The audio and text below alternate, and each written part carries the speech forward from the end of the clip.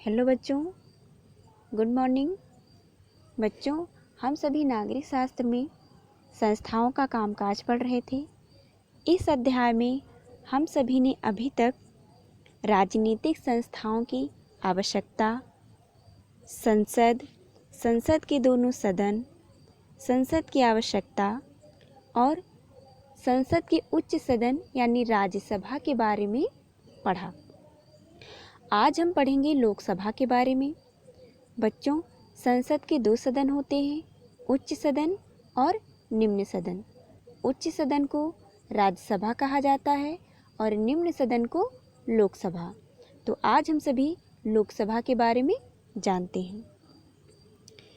बच्चों, इसके अंतर्गत हम निम्नलिखित बिंदुओं पर चर्चा करेंगे, जैसे सदस्यों की योग्यताएं, सदस्यता, निर्वाचन, लोकसभा का अधिवेशन, लोकसभा सदस्यों के वेतन तथा भत्ते, लोकसभा के अधिकारी तथा लोकसभा की शक्तियां अथवा अधिकारियों कार्य। तो हम सभी सबसे पहले बात करेंगे लोकसभा सदस्यों की योग्यताएं। वह भारत का नागरिक होना चाहिए, यानी यदि किसी व्यक्ति को लोकसभा की सदस्यता ग्रहण करनी है तो उसके अंतर्गत ये सारी योग्यताएं होनी चाहिए, जैसे वह भारत का नागरिक होना चाहिए, वह लोकसभा के किसी निर्वाचन क्षेत्र में मतदाता हो, समय समय पर संसद द्वारा निर्धारित अन्य सभी अनिवार्य शर्तों को पूरा करता हो, वह 25 वर्ष की आयु पूरी कर चुका हो, यानी उसकी आयु 25 वर्ष की होनी चाहिए, पागल या न्यायालय द्वारा दिवालिया घोषित व्यक्ति चुनाव के लिए अयोग्य माना जाएगा, यानी वह पागल व दिवालिया नहीं होना चाहिए। यानी यदि ये सारी योग्यताएं किसी व्यक्ति में हैं तो वह लोकसभा का सदस्य बन सकता है। अब हम आते हैं सदस्यता पर। लोकसभा संसद का निम्न सदन है, यानी जो लोकसभा है वह संसद का निम्न सदन है और राज्यसभा संसद का उच्च सदन है। यह जनता का लोकप्रिय सदन है। जो लोकसभा है वह जनता का लोकप्रिय सदन है, क्योंकि जनता के द्वारा निर्वाचित व्यक्ति ही लोकसभा के सदस्य होते हैं। संविधान के 31वें संशोधन द्वारा अधिकतम सदस्यों की संख्या 550 निश्चित की गई है। संविधान के किस संशोधन के द्वारा? 31वें संशोधन के द्वारा अधिकतम सदस्यों की संख्या 550 निश्चित की गई है, जिनमें से 20 सदस्यों की संख्या केंद्र शासित प्रदेशों के लिए निर्धारित की गई है। कितने सदस्यों की संख्या? 20 सदस्यों की संख्या। इसके अतिरिक्त राष्ट्रपति को एंग्लो इंडियन समुदाय के 2 व्यक्तियों को उस दशा में मनोनीत करने का अधिकार है जब उन्हें ऐसा लगे कि सदन में इस समुदाय को समुचित प्रतिनिधित्व नहीं मिला है, और ऐसी स्थिति में राष्ट्रपति क्या कर सकता है? एंग्लो इंडियन समुदाय के 2 व्यक्तियों को मनोनीत कर सकता है। अब हम सभी निर्वाचन के बारे में बात करेंगे, यानी लोकसभा के सदस्यों के चुनाव के बारे में। तो आइए हम सभी जानते हैं कि लोकसभा के सदस्यों का चुनाव कैसे होता है, उनको कैसे चुना जाता है।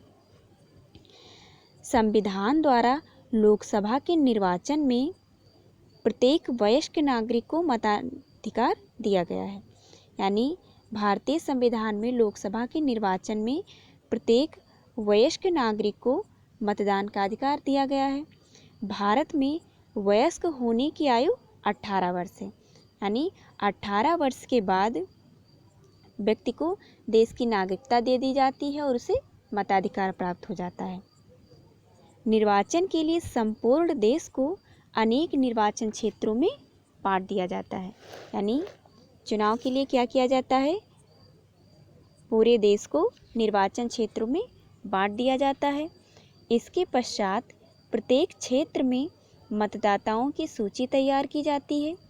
निर्वाचन क्षेत्रों का निर्वाचन करना निर्वाचन आयोग का कार्य होता है। किसका कार्य होता है? निर्वाचन आयोग यानी चुनाव आयोग का कार्य होता है। निर्वाचन क्षेत्र इस प्रकार बनाए जाते हैं कि सभी निर्वाचन क्षेत्रों की जनसंख्या प्रायः समान हो।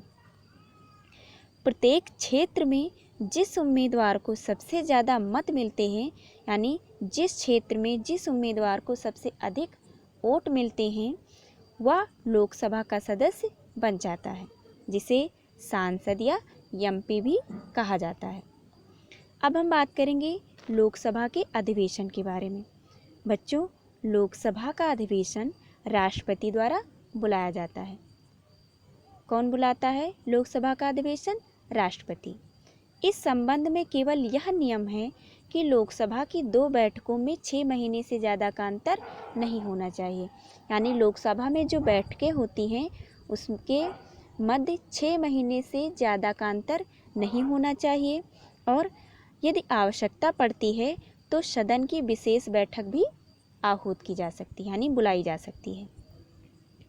बच्चों, लोकसभा के सदस्यों को मासिक वेतन, निर्वाचन क्षेत्र भत्ता, कार्यालय व्यय, पेंशन व अन्य सुविधाएं प्राप्त होती हैं। अब हम सभी लोकसभा के अधिकारी के बारे में जान लेते हैं।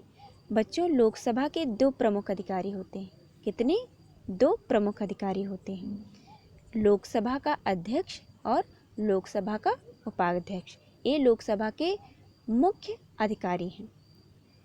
अब हम सभी लोकसभा की शक्तियां अथवा अधिकारियों कार्य के बारे में जान लेते हैं कि लोकसभा के शक्तियां क्या हैं, उसके अधिकार क्या हैं और उसके कार्य क्या हैं। तो सबसे पहले हम बात करेंगे संविधान संशोधन संबंधी अधिकार के बारे में। बच्चों, लोकसभा राज्यसभा के साथ संविधान संशोधन में भी भाग लेती है। जो लोकसभा है वह राज्यसभा के साथ संविधान संशोधन में भाग लेती है। यानी जब संविधान में कोई संशोधन करना होता है तो लोकसभा राज्यसभा के साथ भाग लेती है। संविधान में संशोधन करने की प्रक्रिया से संबंधित विधेयक लोकसभा अथवा राज्यसभा के किसी भी सदन में प्रस्तुत किए जा सकते हैं। संशोधन के प्रस्ताव को पारित होने के लिए यह आवश्यक है कि उसे संसद के दोनों सदनों द्वारा अलग अलग सदन की संपूर्ण सदस्य संख्या के बहुमत एवं उपस्थित तथा मत देने वाले सदस्यों के साधारण बहुमत से पारित होना चाहिए। यदि संविधान संशोधन विधेयक पर दोनों सदनों में मतभेद होता है, यानी दोनों सदन के विचार नहीं मिलते हैं, तो संयुक्त अधिवेशन की व्यवस्था नहीं है। अब हम सभी बात करेंगे धन विधेयकों पर अधिकार के बारे में, जो कि लोकसभा को प्राप्त है। लोकसभा का धन विधेयकों पर पूर्ण अधिकार है। जो लोकसभा है उसका धन विधेयकों पर पूर्ण अधिकार है। धन विधेयक राज्यसभा को सिर्फ सिफारिश करने के लिए भेजे जाते हैं। जो धन विधेयक होते हैं वह राज्यसभा के पास सिर्फ सिफारिश करने के लिए भेजे जाते हैं, जिन पर स्वीकृति प्रदान करने के लिए राज्यसभा को 14 दिन का समय दिया जाता है। यदि राज्यसभा को 14 दिन तक विधेयक को अपनी सिफारिश के साथ वापस नहीं भेजती है, यानी जो राज्यसभा होती है वह सिफारिश को 14 दिन तक विधेयक को अपनी सिफारिशों के साथ वापस नहीं भेजती है, तो विधेयक पारित मान लिया जाता है। इस प्रकार राज्यसभा धन विधेयक को अधिक से अधिक 14 दिन तक ही रोक सकती है, अर्थात पारित होने में 14 दिन का विलंब मात्र कर सकती है। धन विधेयक पहले लोकसभा में प्रस्तुत किए जाते हैं, राज्यसभा में नहीं। विधेयक के धन विधेयन होने संबंधी निर्धारण का अधिकार लोकसभा अध्यक्ष को होता है। अब हम सभी आते हैं जनता की शिकायतों का निवारण। बच्चों, लोकसभा के सदस्य जनता के प्रतिनिधि होते हैं और वे ही सामान्य जनता की वास्तविक कठिनाइयों का सही ज्ञान रखते हैं, क्योंकि जनता ही उनको चुनती है। वे ही उनकी शिकायतें सरकार तक पहुंचाते हैं और उनको दूर करने के लिए प्रयास करते हैं। अब हम बात करेंगे विधायी अधिकार के बारे में। साधारण विधेयक संसद के किसी भी सदन में प्रस्तुत किए जा सकते हैं, चाहे वो लोकसभा हो चाहे राज्यसभा हो, किंतु किसी भी विधेयक के कानून बनने से पूर्व उसे लोकसभा द्वारा पारित किया जाना अनिवार्य है। यानी कोई भी विधेयक के कानून बनने से पहले उसे लोकसभा द्वारा पारित होना आवश्यक है। साधारणतया महत्वपूर्ण विधेयक प्रायः लोकसभा में ही प्रस्तुत किए जाते हैं। यदि कोई विधेयक राज्यसभा में प्रस्तुत किया गया हो तो उसका लोकसभा में भी पारित होना बहुत आवश्यक है।